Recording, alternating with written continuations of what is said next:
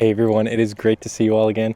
Have you ever been in a situation, maybe during sunrise or sunset, where you're using your in-camera histogram and can't seem to capture the scene with both your highlights and shadows properly exposed? When you expose for the highlights, your scene is too dark and your shadows are crushed, or you expose for your shadows and your highlights are blown? Well, in today's video, we are going to go over a way that you can fix this and achieve perfect exposure every single time. And stick around to the end where I show you how I took and edited this photo facing directly into the sunlight. I hope you all enjoy. My name is Jalen Oban. I'm a landscape photographer and educator based in the Pacific Northwest. I create weekly videos giving you photo tips or taking you with me on location to give you a behind the scenes look at what I do. If you enjoy the content, I would really appreciate it if you gave it a like and subscribe.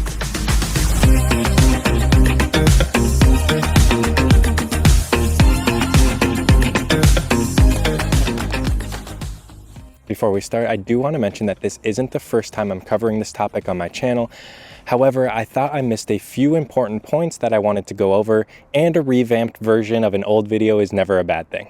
With that out of the way, the technique that we are going to be discussing today is called exposure bracketing and exposure blending. This allows you to merge multiple photos taken at different exposure levels to retain detail in the darkest blacks all the way to the brightest whites. But why would we need to do this? Well, this may need to be done if you're shooting a scene with a wide dynamic range, one where your camera can't capture the full range in a single photograph. And when you try to correctly expose your image, one of two things happens. Either your highlights are correctly exposed, making your shadows or blacks pure black, meaning no detail can be brought back, or the opposite. When exposing for the shadows, your highlights are completely blown and no detail is left. Either way, there is detail to be desired in your image. You can tell you'll need to exposure bracket a scene when you're unable to keep both sides from touching either edge of your histogram in a single photograph, or if the histogram is touching both sides at once. How we're able to fix this problem is when on location, take multiple photos at different exposure levels, usually 3 or 4 works okay, and blending them together back at home in post-processing. When you do this, you want to make sure that you're capturing as much detail as possible. This will make it so much easier when you're blending these back together and when post-processing your final image. When using manual mode, try capturing one image overexposed, usually by about 1 stop,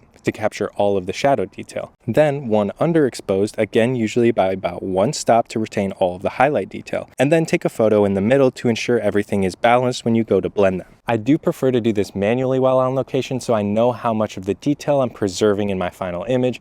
However, most modern cameras gives you the option to have it do it for you. For Sony cameras, head to the drive mode settings and select continuous bracket. Here you can tell the camera whether you want to continuously take 3, 5, or 9 images between a certain exposure range. My Sony a7R II allows you to pick between 0.3 of a stop, 0.5 of a stop, 0.7 of a stop, 1, 2, or 3 stops.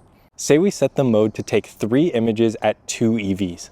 This tells your camera when you hold the shutter button, use a 2-second timer, or use an external shutter remote to take 3 photos 2 stops apart, starting underexposed, then the exposure you started with, then finally 2 stops overexposed. This means that you want to start your exposure somewhere in the middle, what would normally be a balanced exposure. This can be great for quick shooting situations or situations that you don't want to mess with your settings. However, keep in mind that when you're exposure bracketing, you want to make sure that you and your subject is not moving. The setting that you'll be changing to correct your exposure is your shutter speed. So if you or your subject is moving, say leaves in the wind, one of your shots may have motion blur and or your shot will not be properly aligned.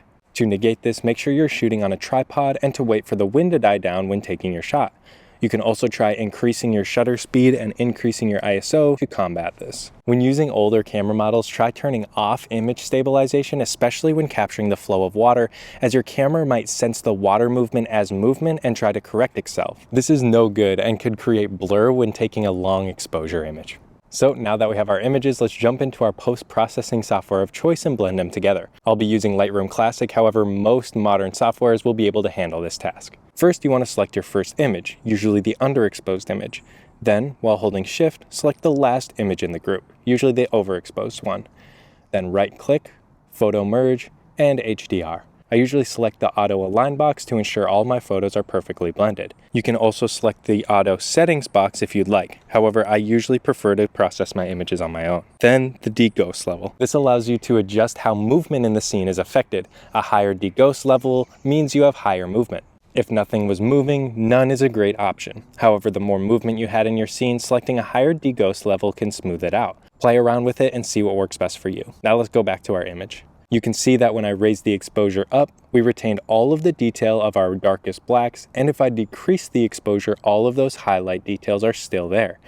No more blown out whites or crushed blacks. For this image, not only did I have to exposure bracket as my subject and camera were in the shade and the sun and the sky were lit up by the sunset, but I also had to focus stack. If you'd like to learn more about focus stacking, how to do it, and what it is, you can check out my other video linked above. But make sure to come back to this one to see the final result. So I exposure bracketed at each focus point, blended each focus point in post, and then stacked them all together. The final result is a fully in focus, beautifully exposed scene. So I hope you all learned something from this week's video. If you didn't already know, I started a Discord server for the entire community to come together, share photos, and give feedback. And then at the end of every month, I'll be selecting one of your photos as a monthly contest winner. Other than that, if you could subscribe to my weekly newsletter for weekly updates, and then for vlog, blog, and other video updates, if you could like and follow my Facebook page. Other than that, thank you all so much for watching, and I'll see you in the next one.